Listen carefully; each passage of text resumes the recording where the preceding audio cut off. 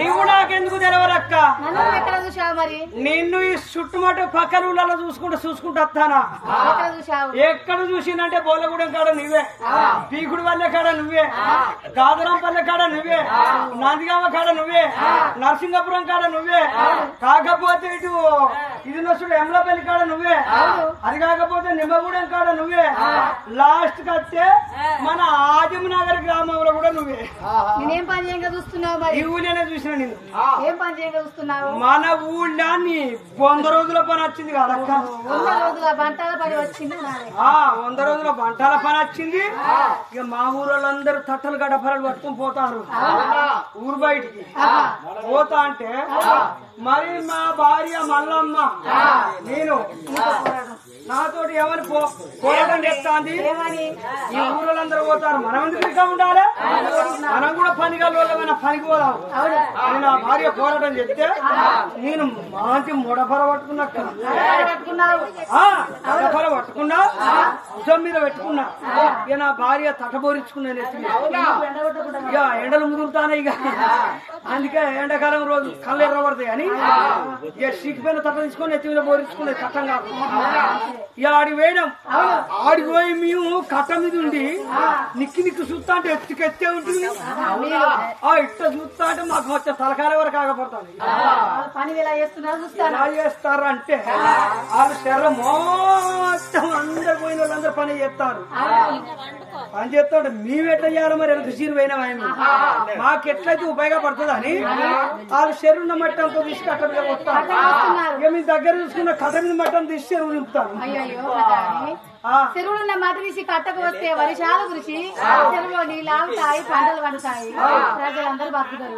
నీ పని ఏంది? కట్ట మీద మట్టి తీసి మొత్తం చెరువులో వచ్చినట్టున్నావు కదా, చెరువు అంతా ఊడిపోతా నువ్వు చేసిన పని. మా పెస్ట్ అది కాదు, ముందుగా పోయిన వాళ్ళు అట్లా చేసిరు, చెరువు లోతు చేసిరు కాబట్టి చెరువును కూడుకుడు మావద్దు. ఎందుకంటే ఈ దగ్గర దగ్గర చుట్టుమట్టు ఊళ్ళలో చెరువులని మొత్తం మత్తళ్ళు పడతానే ఒక్కటే వానకు. మా ఆదిమనగర్ గ్రామము మరి ఈ చెరువు ఎందుకు మత్తడి పడద్దు, మా పేరు ఎందుకు రావద్దు అని కట్ట మీద మట్టని తీసి మొత్తం చెరువు దింపిన ఒక్క మా భార్య పడుతుంది.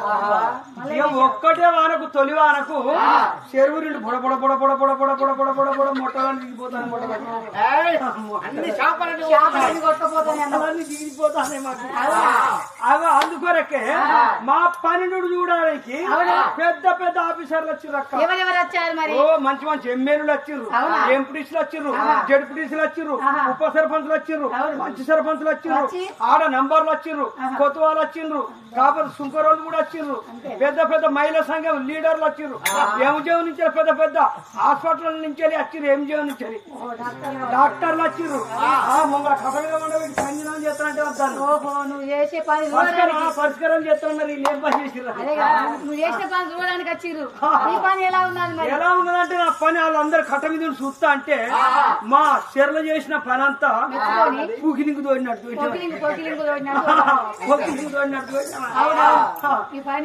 మా పనిని మెచ్చుకొని ఏదో చెక్క ఇచ్చిండు అక్క. సంద చెక్కనా, తునికి చెక్కనా, తమ్ముడు చెక్కనా? అదే చెక్క నువ్వే చెప్పి ముని మనవాడు, అది నువ్వే చెప్పిన కింది దానికి వరసలు ఉంటాయా? ఆ చెట్ల వరసలు లేదు, పేరు పెట్టు, టేక్ చెట్టు, కడుపు చెట్టు, తుమ్మ చెట్టు, ఆ పేరు చెప్పుకుంటాయి. ఎట్లా చేస్తారు అనుకుంటున్నావు? అందుకొరకే చెక్క అంటే బ్యాంకులో పడేసుకొని విడుచుకోమన్నాడు అక్క. నీ పని మెచ్చుకొని పెద్ద పెద్ద ఆఫీసర్లు వచ్చి డబ్బు విడిపించుకోమని చెక్కు రాసి చెక్కు రాసి ఇచ్చిర్రక్క. నువ్వు అన్నదే అది ఇంత తెలుపున్నది మంచిగా. అది పట్టుకున్నా ఇక మరి చెక్ ఇచ్చిండు కదా, బ్యాంకులో పోవాలి, డబ్బులు విడిపించుకోవాలి. నా పిల్ల ఇంటికాడ పోరు పెడతాను. ఎప్పుడు తెస్తావయ్యా డబ్బులు? ఎప్పుడు తెస్తావు? సీస కుటుంబం సీస కుటుంబగాలు కొడుకుంటు కావాలి. ఎప్పుడు తెస్తావయ్యా డబ్బులు? ఎప్పుడు ఇప్పించుకొస్తావు అని నా భార్య బాగా పెడతాను అని ఆ చెక్కు పట్టుకున్నాక చెక్కు పట్టుకొని నేను సీటు రోడ్డు మీద అడుగు పెట్టాను. శిశు రోడ్డు మీద అడుగు పెట్టినా, శిశు రోడ్డు మీద అడుగు పెట్టిన